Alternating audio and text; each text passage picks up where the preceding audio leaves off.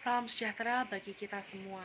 Yang terhormat Bapak Rocky Adiguna selaku dosen pembimbing, yang terhormat Bapak dan Ibu dosen penguji serta rekan-rekan sekalian.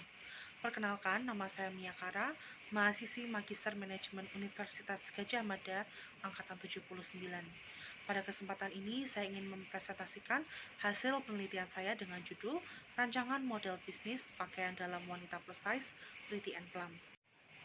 Sebelum itu saya akan menjelaskan latar belakang penelitian ini dari segi lingkungan eksternal. Faktor lingkungan eksternal yang pertama adalah revolusi industri 4.0. Gerakan ini fokus pada penggunaan teknologi yang canggih dan juga sistem internet yang dapat meningkatkan daya saing ekonomi. Dalam mewujudkan hal ini, Indonesia memberikan dukungan bagi industri tekstil dan pakaian jadi. Dukungan ini diberikan karena industri ini memiliki data historis yang baik dan telah memberikan kontribusi yang besar bagi perekonomian di Indonesia. Meskipun begitu, tahun 2023, industri tekstil dan pakaian jadi mengalami tantangan yang cukup besar dikarenakan adanya penurunan permintaan dari negara-negara ekspor. Faktor lingkungan eksternal yang kedua adalah obesitas di Indonesia telah meningkat sebanyak 2 kali lipat, dan juga prevalensi obesitas ini lebih sering ditemukan pada perempuan dibanding laki-laki. Di sisi lain, adanya pergeseran tren kecantikan, munculnya tren baru seperti tren body positivity dan juga tren self-love, mengubah perspektif masyarakat terhadap kecantikan. Kecantikan saat ini memiliki spektrum yang lebih luas, dan hal ini memberikan kesempatan bagi tiap individu untuk berdamai dengan kondisi fisik mereka, selama mereka memiliki tubuh dan juga mental yang sehat. Kedua hal ini membuka kesempatan dan peluang untuk mengembangkan bisnis di bidang mode. Selanjutnya, lingkungan internal. Pada kesempatan ini, saya ingin mengenalkan Pretty and Plump. Pretty and Plump adalah bisnis yang bergerak di bidang pakaian dalam wanita yang menjual kutang dan celana dalam berukuran besar. Fokus utama pada bisnis ini adalah melakukan diversifikasi produk melalui pengembangan produk baru atau melakukan modifikasi pada produk yang sudah ada. Sasaran utama bisnis ini adalah konsumen wanita di usia produktif, yaitu usia 20 hingga 64 tahun dengan indeks massa tubuh lebih dari atau sama dengan 30 atau mereka memiliki ukuran lingkar tubuh yang besar. Bagi Pretty and Plump ada beberapa hal yang penting untuk dilakukan, yaitu yang pertama, menjelaskan pentingnya penggunaan kutang dan celana dalam yang ukurannya tepat. Lalu yang kedua, menjelaskan tiap fungsi pakaian dalam. Yang ketiga, mengedukasi bahwa pakaian dalam itu harus diganti setelah beberapa waktu digunakan. Dan yang keempat, menjelaskan bahwa pakaian dalam sama pentingnya dengan pakaian luar. Terkait rumusan masalah, pertanyaan penelitian, dan tujuan penelitian. Untuk rumusan masalah, saat ini di Indonesia sebetulnya sudah banyak bisnis yang menawarkan atau menjual pakaian berukuran besar. Akan tetapi, pelanggan masih kesulitan memenuhi kebutuhannya dalam berpakaian. Pretty and Plump ingin menyediakan berbagai kebutuhan pakaian dalam wanita berukuran besar yang bisa ditemukan di satu toko. Oleh karena itu, perlu dilakukan analisis lebih lanjut dan perancangan model bisnis yang dapat dijadikan dasar atau acuan dalam menjalankan bisnis ini di masa depan. Untuk pertanyaan penelitian ada dua. Yang pertama, bagaimana rancangan modal bisnis yang tepat untuk Pretty and Plump? Dan yang kedua adalah, apakah rancangan modal bisnis Pretty and Plump ini layak diimplementasikan dari aspek keuangan? Untuk tujuan penelitian juga ada dua. Yang pertama, merancang model bisnis yang tepat untuk Pretty and Plump. Dan yang kedua, menganalisis kelayakan model bisnis Pretty and Plump dari aspek keuangan. Berikut tinjauan pustaka pada penelitian ini. Yang pertama adalah model bisnis yang mampu menjelaskan logika bisnis dan terbagi menjadi 9 komponen. Yang kedua adalah peta empati, yaitu alat yang digunakan perusahaan untuk memahami karakteristik atau profil pelanggan. Yang ketiga adalah konsep berpikir analog dan anti-log. Analog mengajarkan kita untuk meniru apa yang telah dilakukan pendahulu kita, sedangkan anti-log mengajarkan kita untuk melakukan hal yang bertolak belakang dengan apa yang telah dilakukan pendahulu kita. Lalu ada juga terkait pakaian dalam. Yang pertama adalah kutang.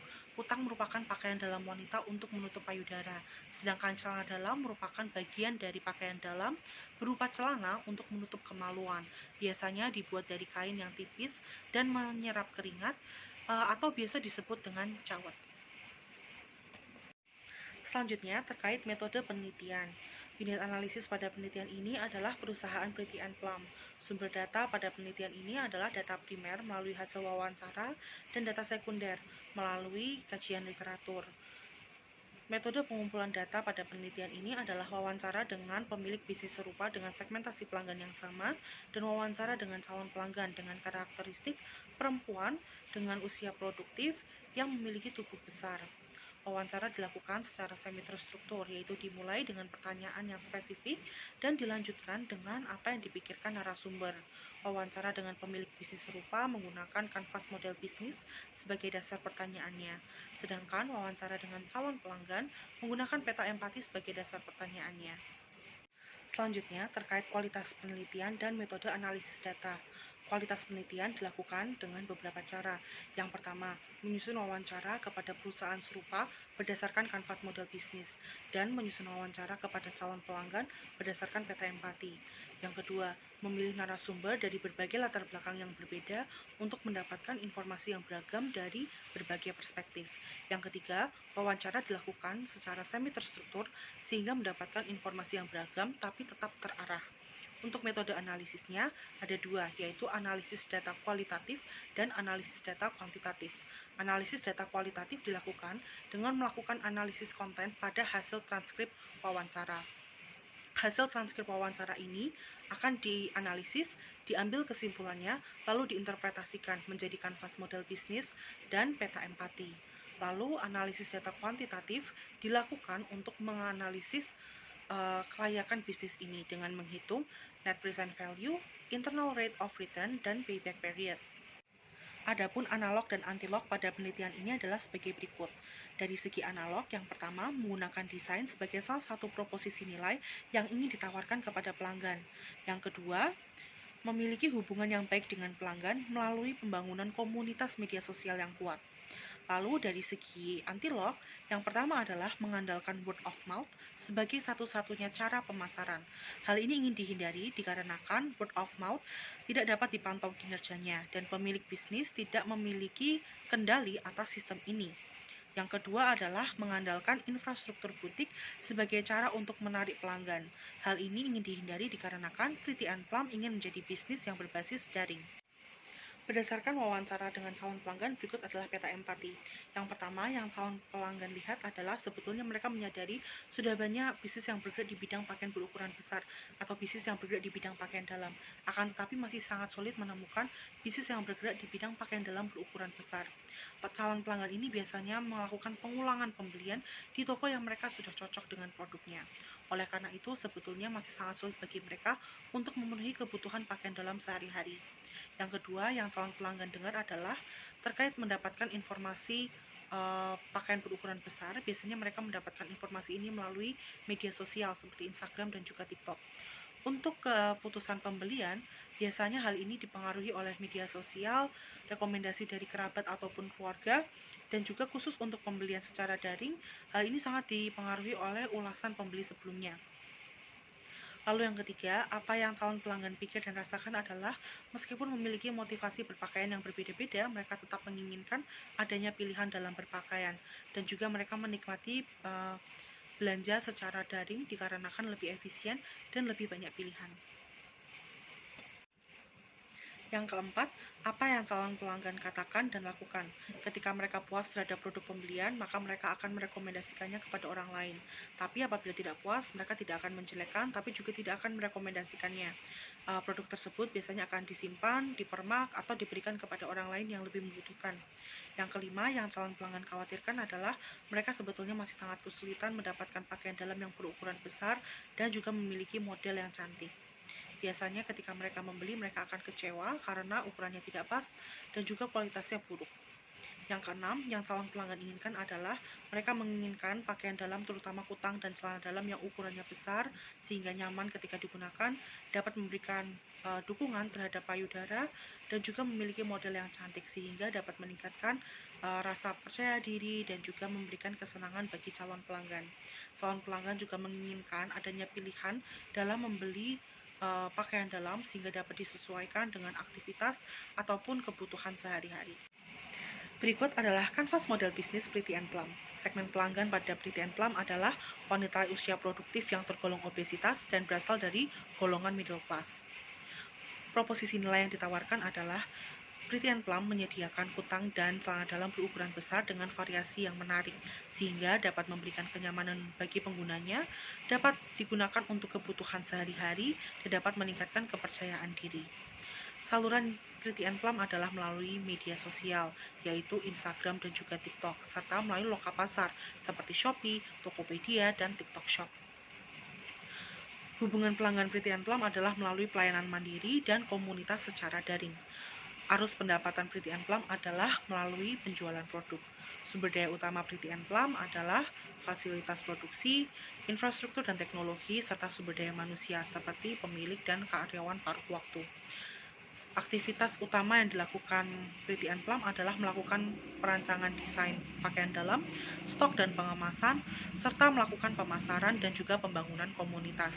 Mitra kunci pada Pretty and Plum adalah perusahaan manufaktur yang ada di Cina yang memproduksi pakaian dalam, lalu penyedia jasa ekspedisi internasional maupun lokal, serta mitra pemasaran. Struktur biaya dari Pretty and Plum adalah biaya modal dan biaya operasional. Selanjutnya, dilakukan analisis kelayakan finansial dengan beberapa asumsi. Yang pertama, suku bunga kredit modal kerja sebesar 11,3%. Yang kedua, pajak penghasilan sebesar 0,5%. Yang ketiga, biaya operasional yang meningkat 5% setiap tahun dikarenakan inflasi. Yang keempat, depresiasi yang dihitung menggunakan metode garis lurus dengan rata-rata pemakaian produk selama 5 tahun. Dan yang kelima adalah pertumbuhan penjualan produk sebesar 1% untuk skenario pesimis, 5% untuk skenario normal, dan 10% untuk skenario optimis tiap tahunnya. Didapatkan hasil seperti yang tertera pada layar. Dapat diambil kesimpulan bahwa Pretty and Plum layak dijalankan dari segi keuangan. Hal ini dikarenakan nilai NPV untuk semua skenario bernilai positif. Nilai IRR untuk semua skenario lebih besar daripada suku bunga yang berlaku di Indonesia. Dan nilai PBB didapatkan 0,454 atau setara dengan kurang lebih 6 bulan. Selanjutnya adalah rencana waktu dan kegiatan yang terbagi menjadi 3 tahap: persiapan, pelaksanaan, dan evaluasi. Tahap pertama adalah tahap persiapan, yang dimulai dari Juli 2023 dengan mencari mitra bisnis, perekrutan karyawan, melakukan riset pasar, pembelian peralatan kantor, dan juga mengurus perizinan dan legalitas perusahaan. Tahap yang kedua adalah pelaksanaan. Tahap ini dimulai dari akhir tahun 2023 dengan melakukan kegiatan pemasaran dan juga promosi. Lalu dilanjut di tahun 2024 dan seterusnya dengan melakukan kegiatan operasional secara lengkap. Kegiatan operasional ini mencakup desain produk, stok dan pengemasan, penjualan, serta melakukan pemasaran dan juga pembangunan komunitas. Tahap yang terakhir adalah tahap evaluasi. Tahap evaluasi ini dilakukan setiap 3 bulan sekali dan dilakukan untuk mengukur kinerja perusahaan, melihat kualitas dan desain produk, serta melihat kinerja pemasaran dan promosi yang telah dilakukan. Selanjutnya terkait mitigasi resiko. Ada beberapa hal yang dapat dilakukan Pretty and Plum. Yang pertama adalah memiliki ukuran kinerja dan penanggung jawab. Yang kedua terkait masalah pengiriman, Pretty and Plum dapat bekerja sama dengan pihak ekspedisi internasional maupun lokal agar dapat memastikan produk yang dipesan dapat datang tepat waktu dan juga dapat melakukan pelacakan produk. Yang ketiga terkait permintaan pasar yang fluktuatif. Jika ada penurunan permintaan pasar, maka Pretty and Plum dapat melakukan evaluasi pasar dan juga mungkin mengubah strategi pemasaran maupun promosinya. Tapi apabila ada peningkatan jumlah permintaan produk, maka Pretty and Plum dapat mengubah strategi penjualannya dengan mengubahnya menjadi sistem pre-order. Sekian presentasi dari saya mohon maaf apabila ada kesalahan. Terima kasih.